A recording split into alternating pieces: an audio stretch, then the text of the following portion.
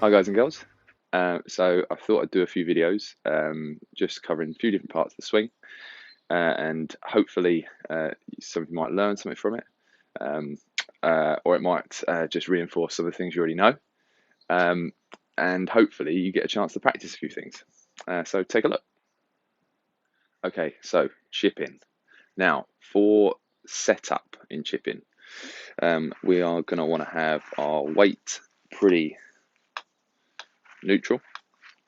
So you want to have your, I would say, your weight around the 50-50 mark right at the start. Okay, we want to have our feet ever so slightly open to the target. Okay, so we're using this ladder here as my target line, and we're going to have our feet about 10 degrees open. Okay, let everything be 10 degrees open, give or take. Okay, you can play around a bit with that. You can go a little bit more open, but don't go crazy on it. Um, but try to be definitely a little bit open. You don't want to be too close or too square. You want to have just a little bit of open movement so that you're able to turn through it and get the path that we want to see. So we're going to have feet just 10 degrees open. Ball position is going to be in between the heels, not in between the toes. Okay, so the bottom of our arc is going to be more towards the heels. All right, now from there we're going to want to see all the other things that we've talked about in setup. Straight back, a little bit of bend in the knees. Don't get too over it and too involved here, so don't get too close to the ball. You want to try and make sure you've got a nice tall setup, good ball position, feet are slightly open, and then from here, the only change that we're going to make to the setup from the irons is we're going to have the handle slightly higher, so that now we sit the club dead flush on the ground. All right. So we're keeping that dead flush on the ground. From here, should feel like we've got a pretty good setup. So again, 10 degrees open, ball position right in between the middle of the heels. Tiny bit of bend in the knees. Again, back of my left arm should be hitting the front of the knee, end of the laces, give or take. Good balance, very important for good balance. And then from there, club sitting flush on the floor, not too down. You're definitely not going to have a bent back, so you want to keep yourself just there. Okay. Now, a little side note with grip, sometimes it's easier to have a slightly weaker grip. Again, depending on how you feel like you return the club. Sometimes if you feel like you get to catch a lot of ground, sometimes that will mean you've got a little bit of a stronger grip. And I do see that change sometimes from time to time when someone's got it's got a very short chip. They'll kind of go to something that feels either very comfortable or they're trying to get into like a certain position. So I would say you can again go to my grip video and try and go for more neutral, or you can even get a little bit weaker. It's not a problem because again we want to have the club face slightly open. So that's one other little thing for setting up when you've got the club flat on the floor. All the other points, that club, I'd say, just try and imagine the club being a degree or two open. Okay, just to the target time, just to the target line, just a tad, just to compensate for the path movement to the left-hand side, just to allow a little bit of movement. Now, from there, we're going to be looking to take the club back along my feet line. Okay, so with my body, not straight back with the target. You see there, I'm going to get that inside here. Another club's going to be working effectively inside of the target line. All right, so what I want to be seeing is the club work outside of the target line, but along the line of your feet and square with your body. So it's going to feel like then you can get that club slightly out to in.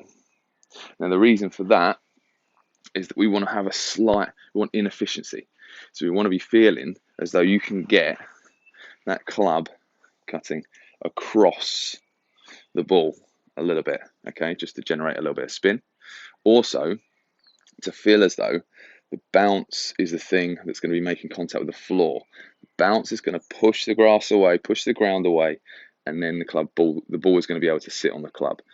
From there, you're going to be able to then get some elevation. Okay. Now, from here, from that setup, slightly open with the club face, open with the feet to target line, ball, middle of the stance.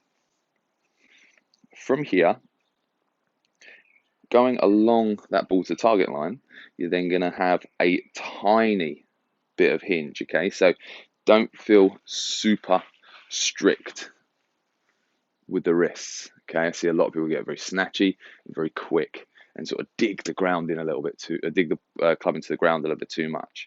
Try and feel as though you've got a little bit of play, just a little bit of soft hands, okay? You're not trying to get the handle too far ahead. You're not trying to get the handle to scoop up. You're just trying to be nice and relaxed. And from here, all right? And with the handle, let's just quickly cap on that.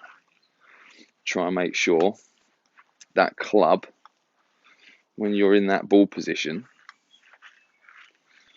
when you're set up, again, slightly open, ball middle of the stance, let the handle just creep in on top of the ball. Okay, so we don't want it dead straight up right here. You're going to see from there, I'm now going to get into a position where I'm getting a bit this way. I want to have a bit of a nice relaxed line from my left arm down to the ball. Wouldn't want to see the club, the handle, too far outside. Okay, definitely not. All right, it's a bit of a myth, that one. If you get the handle further ahead, it's easier to get the leading edge down, get the ball up in the air. But the problem I tend to find is that you end up digging all the time. You want to try and make the most of that bounce, all right?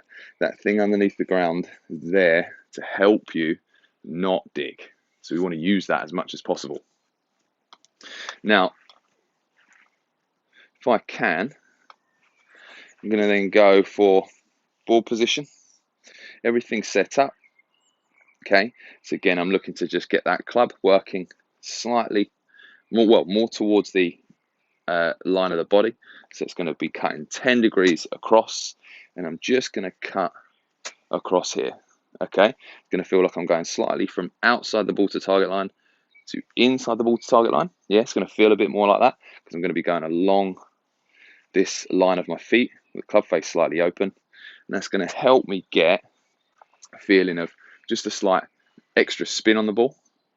It's going to help me get the bounce underneath the ground, underneath the ball, yeah, to then get that club face on the ball, elevate it.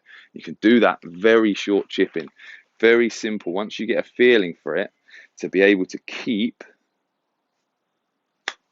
very short chips going without having to worry about too much ground.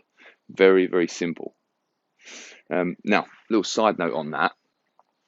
When you are working on this and you've got everything in the right place, you feel like you're getting the right action, take your time.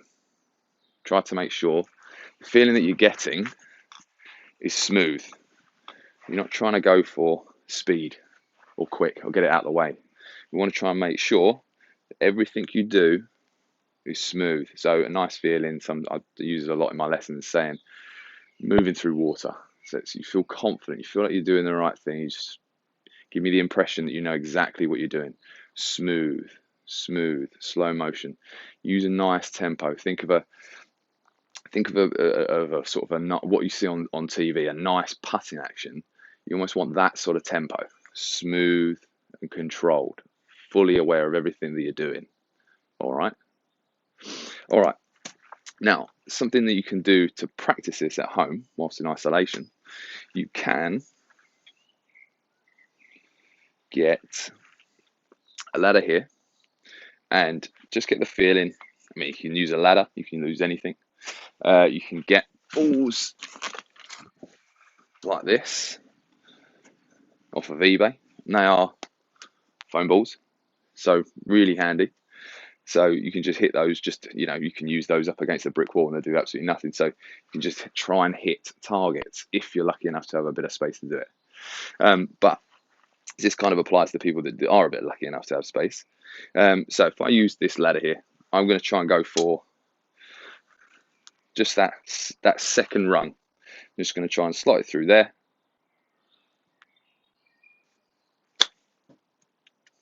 Just a tiny caveat to that. As you're hitting through impact, you're going to want to feel a bit of weight move over to the left-hand side. You are not looking to help that get up in the air.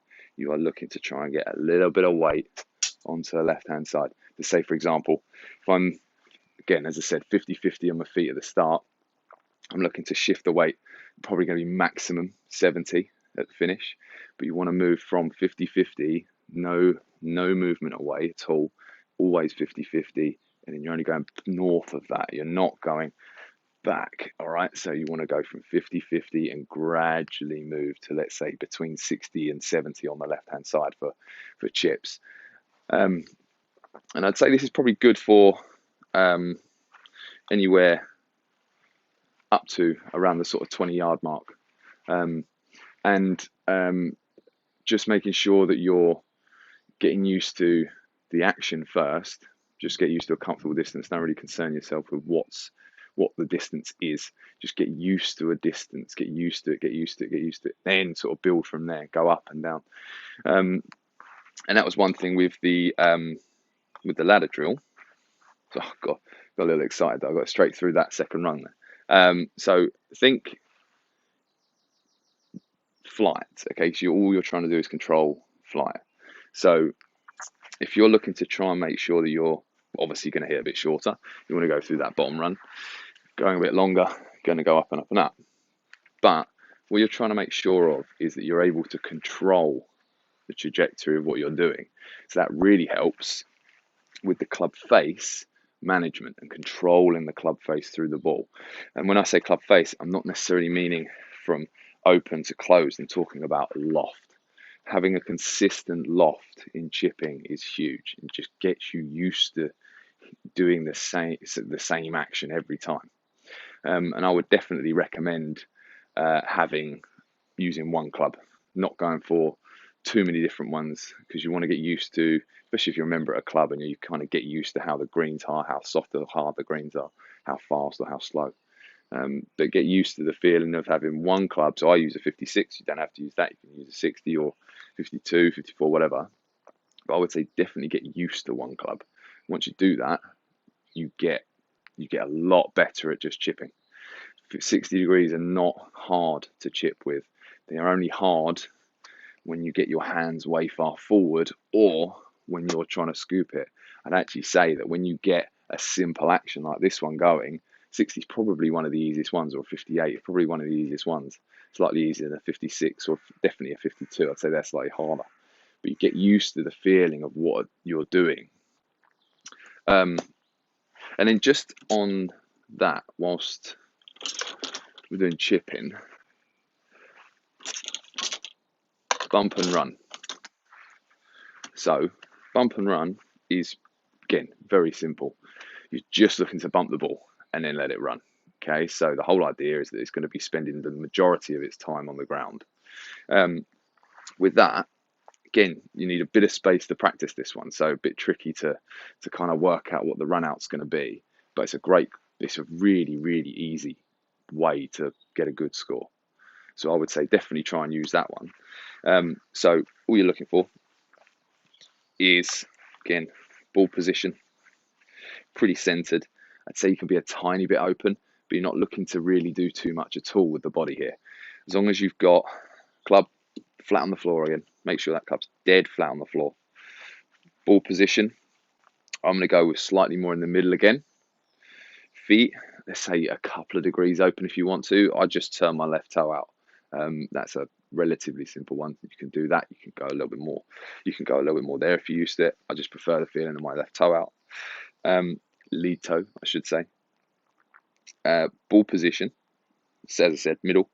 Handle, just a touch ahead on this one.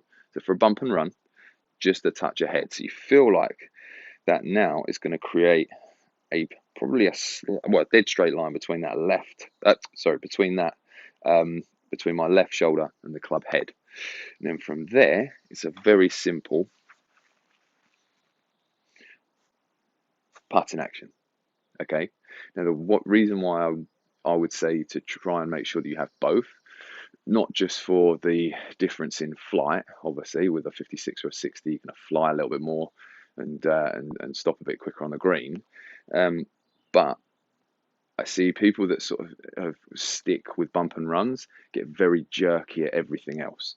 So try to learn both if you can. If you've got bump and run, you can get away with a lot of sort of very quick, short, sharp shots, and still get away with it. I would say with a pitch, a little bit more of a sort of a floating chip, it's really good for learning everything you need to know to be able to become a good chipper. So with this, all I'm really looking for, as I said, all those points for setup, club, dead flat on the floor still. Remember, we always want to have that now because the club's not now. There's no force this way. We're not bending the club down, so we want to keep that nice and flat on the ground. From there, all I want to see is then just a putt, just a really simple putt. It's the easiest way to get this to go. So from there, you're just feeling a very simple putt. All right, great. Okay. So I hope you've got something from that, whether it be something new or it's just a better understanding of what you already know. Hopefully you get a chance to be able to practice it and look after yourselves.